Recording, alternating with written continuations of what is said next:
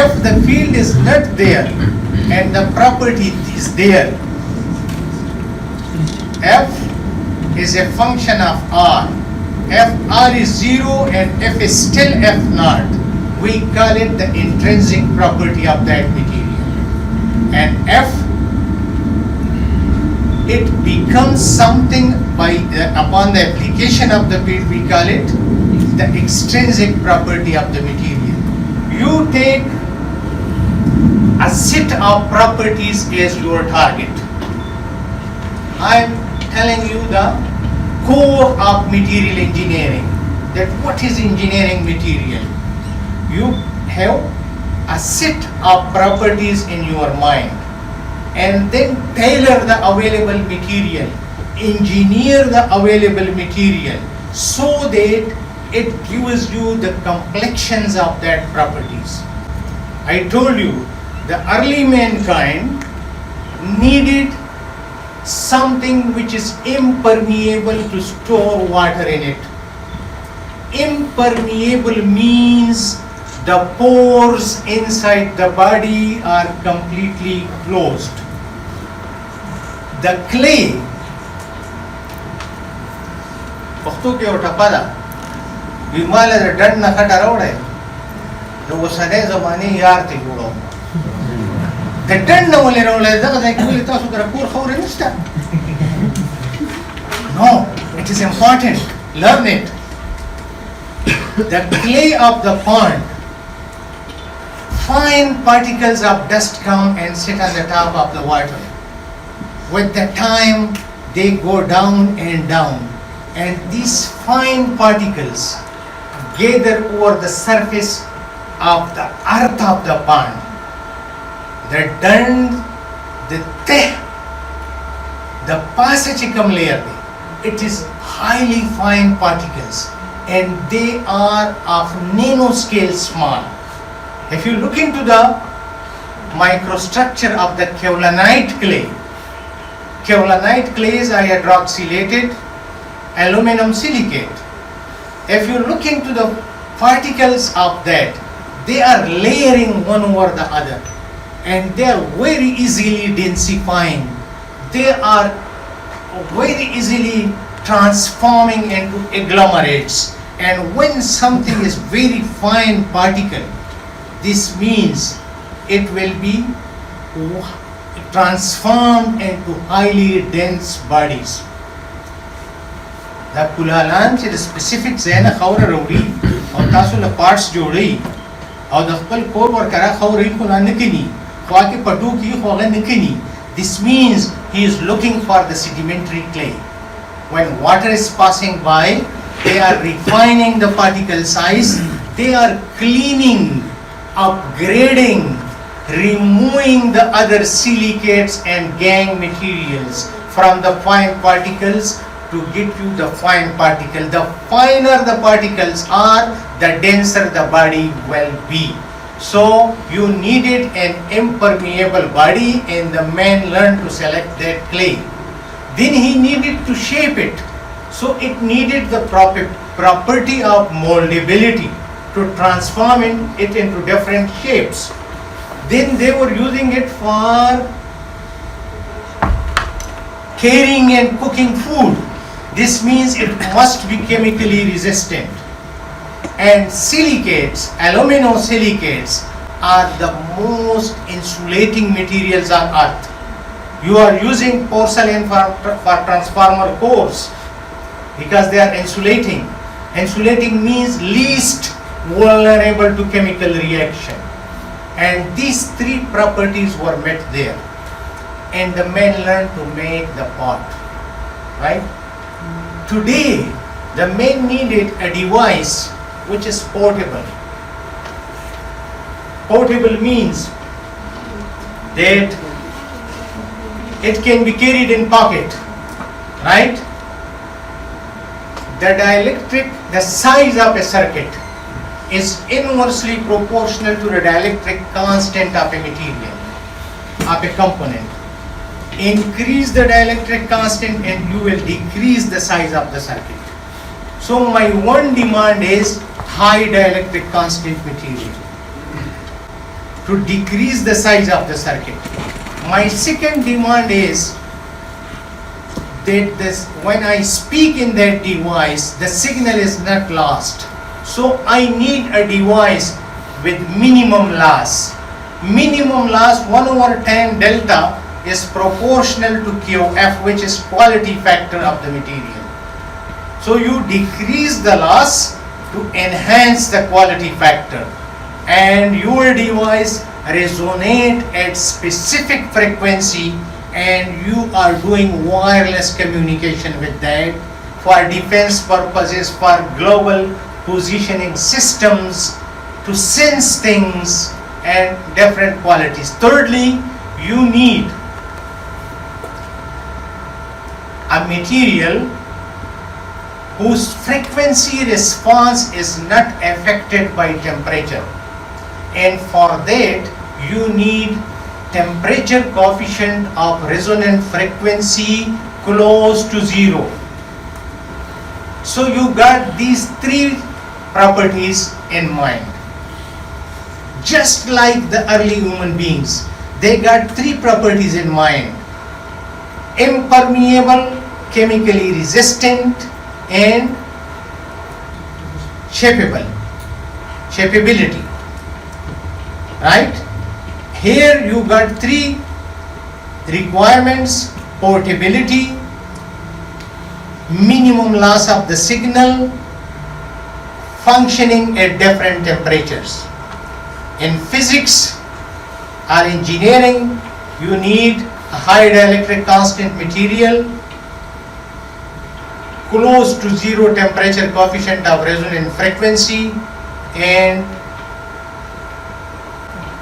minimum loss in the signal.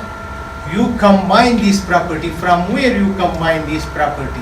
तमर चके पत्रकारे के बोली है चित्रिक ची छे तपह है तारे यो ड्रिंक पकार दे चले के ने कोटेनिक फ्लेवर उमी दागे द पारते टी लीव्स वाचे अगर तरखा की चे अगर तब चीने बाने बैलेंस की अगर एसिडिक की चे तो अगर प मिल्क बाने बैलेंस की. So what you are doing, you are combining things to achieve the multiple results from one thing. You are combining things. The same thing is material science. It is not difference. You combine things. And you get all the property. One material has one property, the other has another property, the other has another property.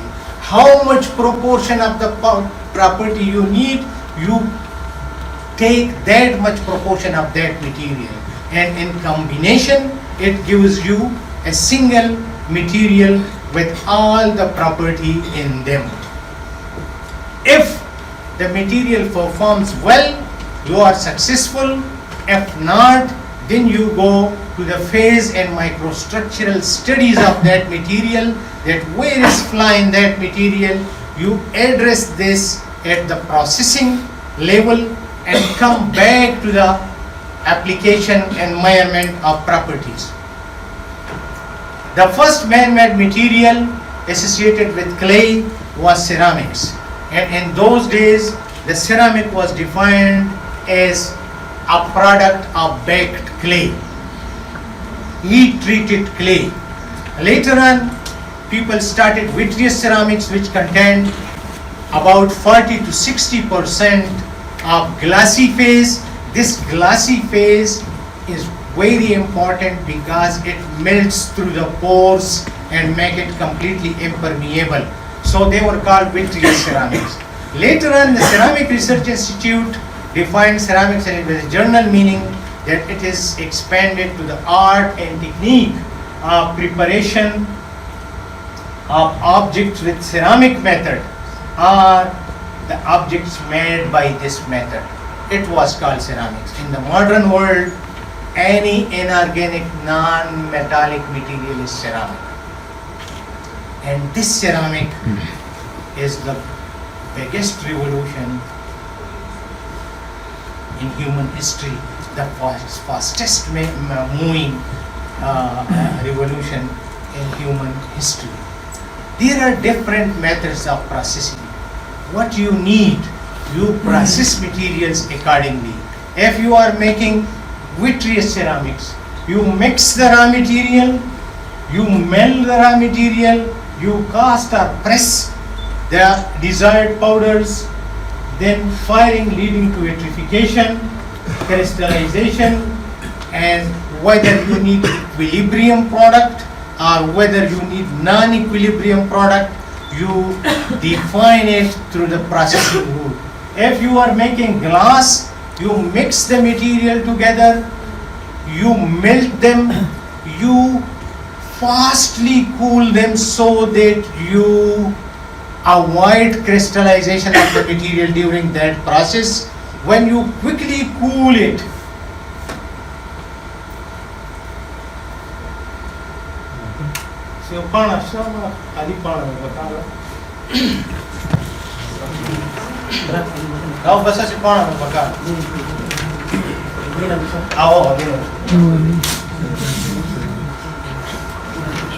when you leave atoms and ions and leave it on their own, for example, if I leave this page like this, it will go to the minimum energy state. The ion will combine with another ion whether the Gibbs free energy is minimum. If the Gibbs free energy is minimum, it will form a crystalline phase. In the glasses, I don't need crystallization. I want to avoid crystallization. When it wants to go in a proper way, I just press it. Right? When you look into the differential thermal analysis plot of the material, if you cool it slowly, you are allowing the ions to go to their minimum energy state. If the minimum energy state is in the glassy form, it will form a glass. If the minimum energy state is in crystalline form, it will form a crystal. If the minimum energy state is crystalline, but still you want to form the glass, you will have to quickly cool them. You will have to freeze the random network structure of that material, and you will make a glass. When it is 100% glass, then you can carry out controlled crystallization of that material, of how much the crystal size you want, in what geometry a crystal you want, and you can play with different things in that. In the electroceramic world, mixing, milling, calcination, sintering, machining, and then you go to the chemical routes, nanofibers, homogeneous or heterogeneous, it depends upon you. How to engineer materials? Take the original raw material, heat treat them at different temperatures, and look what happens to them. This look what happens to them means characterization of the material, individual material, after different processes. Once you know that what does what and what will happen when you combine it, then you tailor the composition of the material. This is how you control the crystal size. The left hand side top picture is glass ceramics, and I had made a glass, then I have crystallized the glass according to my wishes. According to my wishes, I mean that if I want a large proportion of crystal, but independent of one another, I will have to heat it at relatively lower temperature, near the glass transition temperature. If I need quick crystallization, then I will go to higher temperature, and every crystal will enter enter into the other crystal, and it will become completely large crystalline grains will be there. But if I want small crystal, I can manipulate it through the temperature. If I need more crystals in number, then I will have to add a nucleation agent. If I want to melt the material at lower temperature, I will have to add the fluxing additive more. The low melting phase is more. then this one and that one, they are the same material, the same crystals, but in the lower image I wanted more crystals and I added a nucleation agent into it, and in the top one I didn't add any nucleation agent and I got large crystal. So the materials are in your hand and it is up to you. If you are talented enough